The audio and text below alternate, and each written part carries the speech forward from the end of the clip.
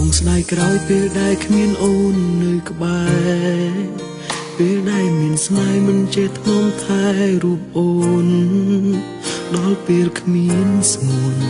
ទើបបងដឹងខ្លួនដូចគ្មានបេះដូងឬខ្វល់អ្វីម្យ៉ាងក្នុងជីវិតពេលបងឃើញគេថ្នាក់ថ្នមនេះមេទើបយល់ចង់ក្បែរនេះមុនលំអារម្មណ៍ខ្លោចផ្សាតែបងដឹងថាពេលនេះជីវ៉ាគឺជាសង្សាររបស់គេមិនអាចក្បែ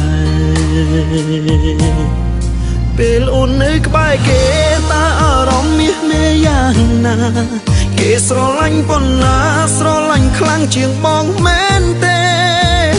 បងដឹងថាគេល្អចេះកុំដកចិត្តអូនមិនដូចប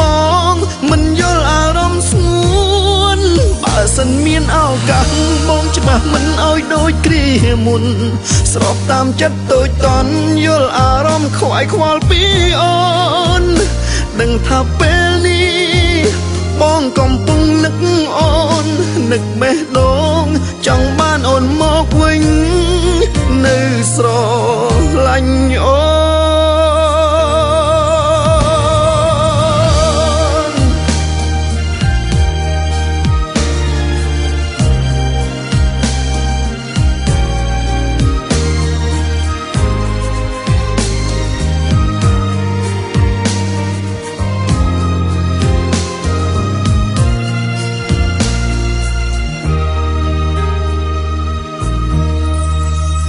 បងឃើញគេថ្នាក់ថ្នមនេះមេទើបយល់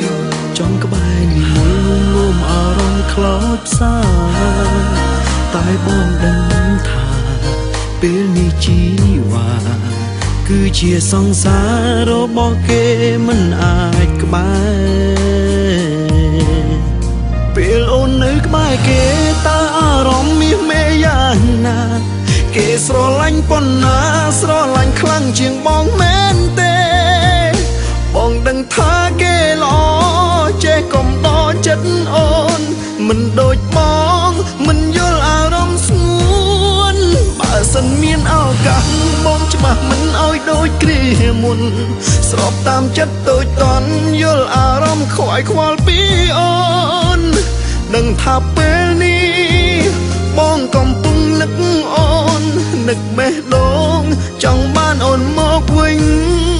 នៅស្រឡាញ់អូ